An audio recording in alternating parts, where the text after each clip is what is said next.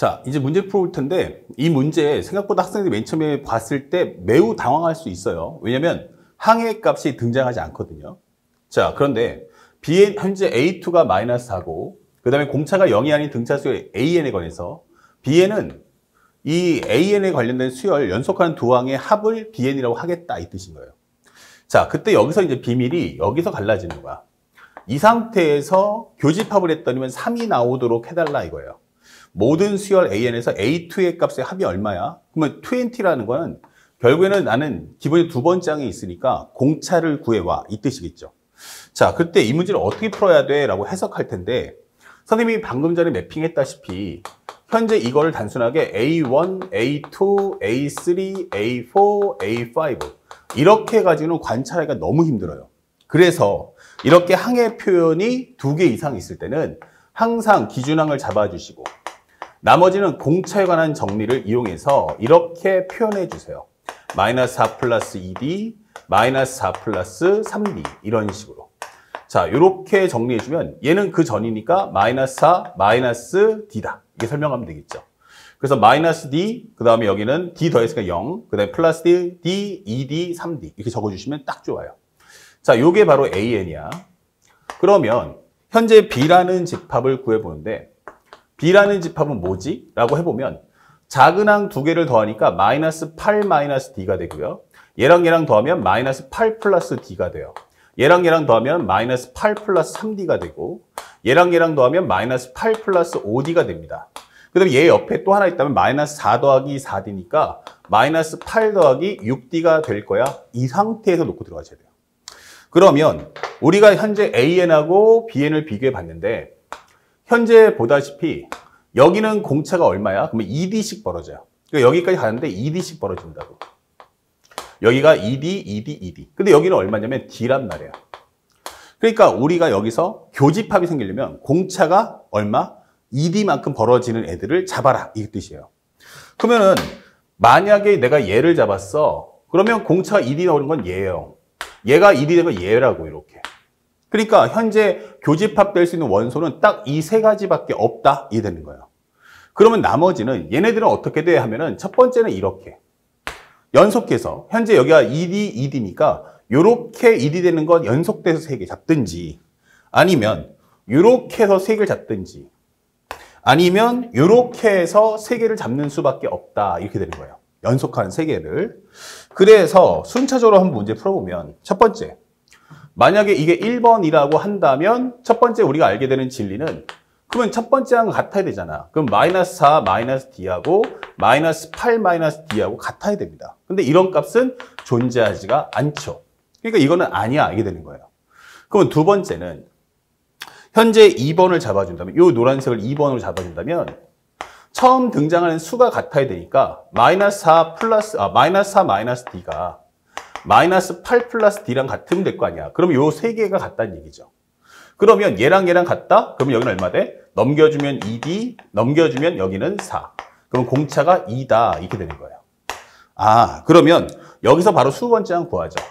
수번째 항이란 두 번째 항에서 수번째 항이란 두 번째 항에서 18번을 갈 거야. 이 되는 거고. 그러면 두 번째 항의 값은 마이너스 4니까 여기다 2 넣어주시면 1은 2, 2, 8에 16, 즉 36이니까 이 정답 32다라고 값을 구해줄 수 있는 거야. 그 다음에 세 번째. 현재 세 번째 과정은 기본적으로 어떻게 돼요? 이번에는 연속하는 3개 항이 이렇게 같을 수 있다는 거죠. 이렇게. 그러면 얘랑 얘랑이 같다는 얘기야. 그럼 마이너스 4 마이너스 D가 마이너스 8 더하기 3D와 같다. 즉 넘겨주면 4. 여기는 4D. 그러면 D가 얼마 나온다? 1 나올 거야. 이게 되는 거죠. 그러면 A 20번째 항은 앞에 있는 내용과 똑같으니까 마이너스 4에다가 18D니까 18을 더해주고 요 값이 14가 되겠구나. 이게 되는 거예요. 그래서 20번째 항이 될 수 있는 요소는 32하고 14가 있으며 요 합이 얼마야? 라고 한다면 우리는 편하게 46이라는 값을 뽑아줄 수가 있는 거죠. 아시겠죠? 자, 그래서 우리가 원하는 정답 몇 번이다? 바로 5번. 이렇게 문제를 풀어주시면 됩니다. 그래서 현재 여기서 가장 중요한 건 우리가 성질에 대한 해석을 얼마만큼 정확하게 할 수 있는가라는 걸 묻고자 함을 핵심으로 한다는 걸 잊지 말아야 돼요. 그 다음에 올해 수능의 가장 큰 키워드는 선생님이 총평에도 누누이 얘기했지만 총평 꼭 보셔야 됩니다. 총평에 얘기했지만 올해는 시간이 꽤 걸려요. 그러니까 단순하게 20번장을 구해라 보다는 20번장의 합, 즉 20번장이 하나가 아니고 2개 이상 나오게끔 하겠다라는 게 포커스라는 거. 연산량이 많다는 점을 꼭 기억하셔야 됩니다.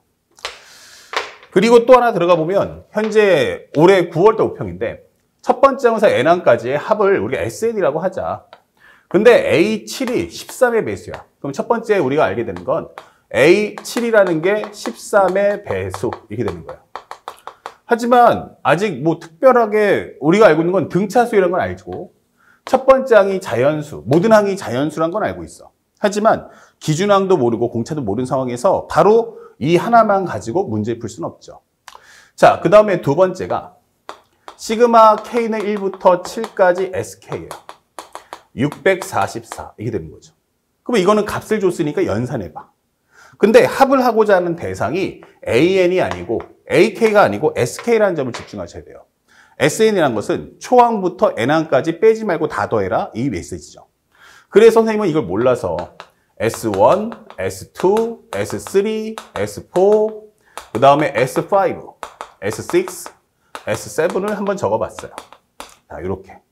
요게 바로 얼마다? 644 이게 되는 거죠. 그러면 이것을 다시 등차수로 바꿔야 돼.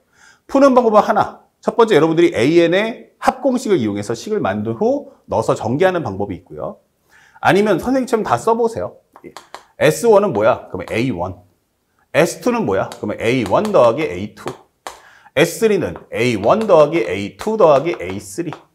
그럼 S4는 A1 더하기 A2 더하기 A3 더하기 A4 이렇게 되겠죠.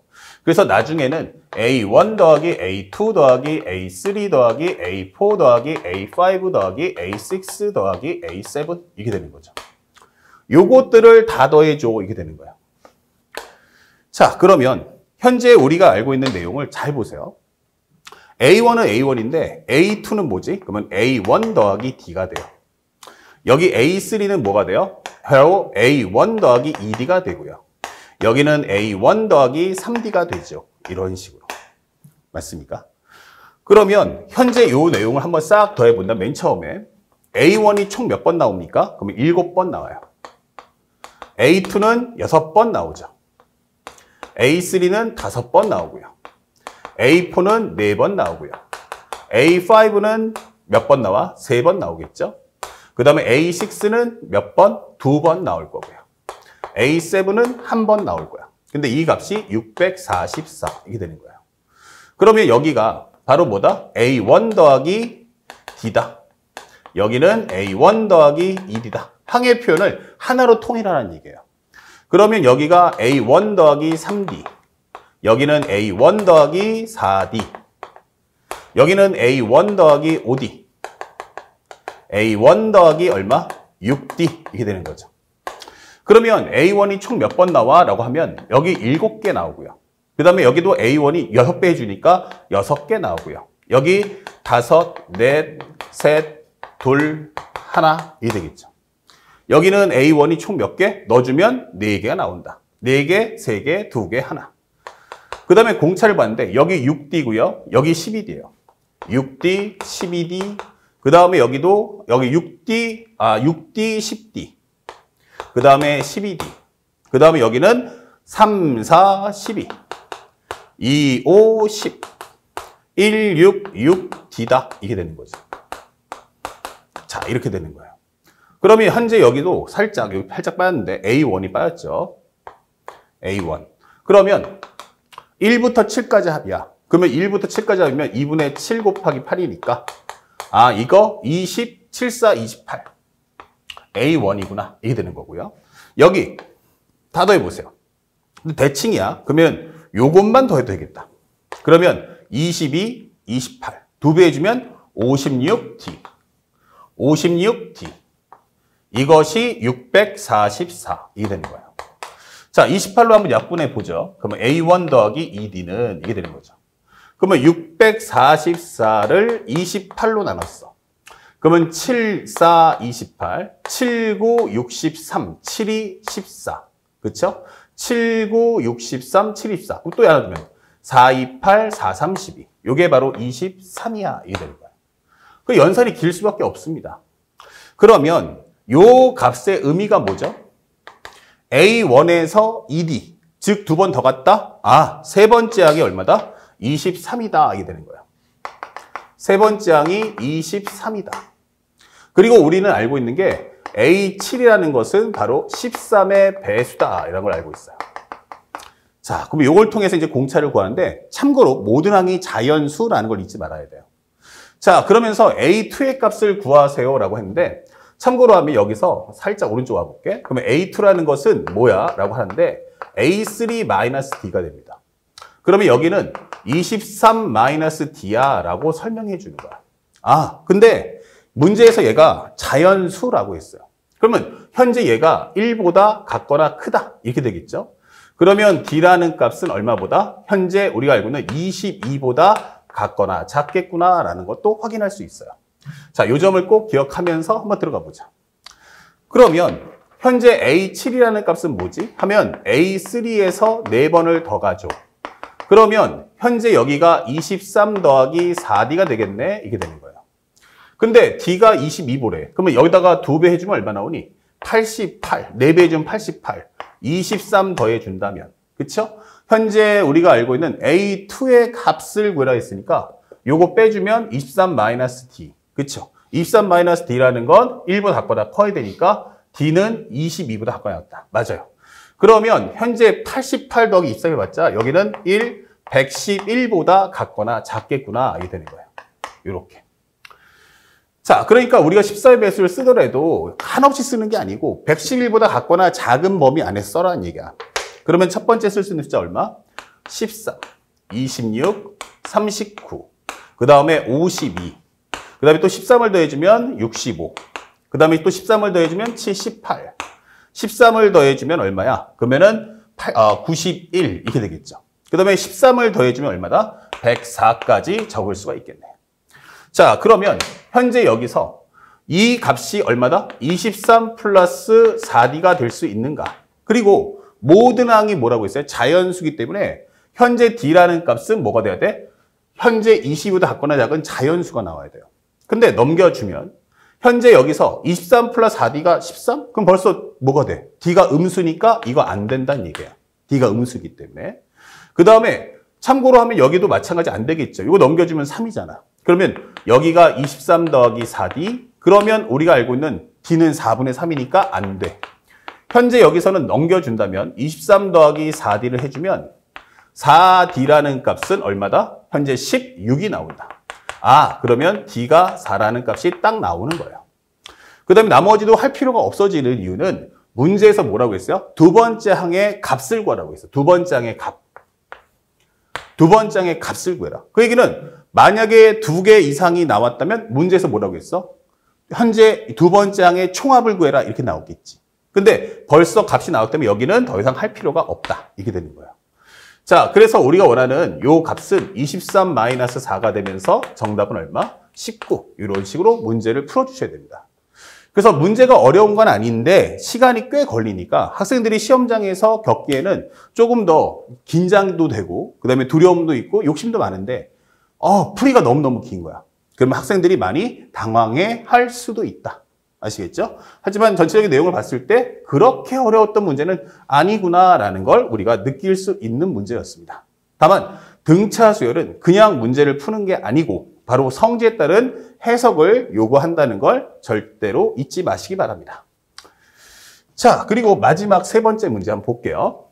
자, 모든 항이 양수다라고 설명돼 있어. 모든 항이 양수다. 오케이. 자, 모든 항이 양수인 등비 수열이 있는데 모든 항이 양수다. 그러면 공비가 0보다 커야겠구나라는 걸 알 수 있고요. 등비 수열 써 있어요. 그러면 이거 성질 쓰겠다는 얘기지.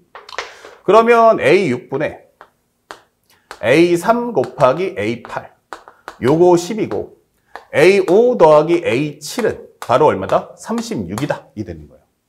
그러면 여기서 우리가 확인할 수 있는 건 먼저 여기를 살짝 묶어주세요. 이렇게. 그 A6분의 A8? 아, 이거 R제곱이네. 이렇게 되는 거예요. 그렇죠. 세 번째 항 곱하기 R제곱이 10이야. 이게 되는 거예요. 아하, 그럼 이거 다섯 번째 항이 12라는 뜻이구나. 라는 걸 얻을 수 있고요. 그 다음에 항의 개수가 2개가 나오면 앞에 매핑 때 설명했지만 첫 번째는 뭐예요? 공비 구하는 것이 가능한가? 그러면 이게 합이 아니고 나눗셈이 돼야겠지.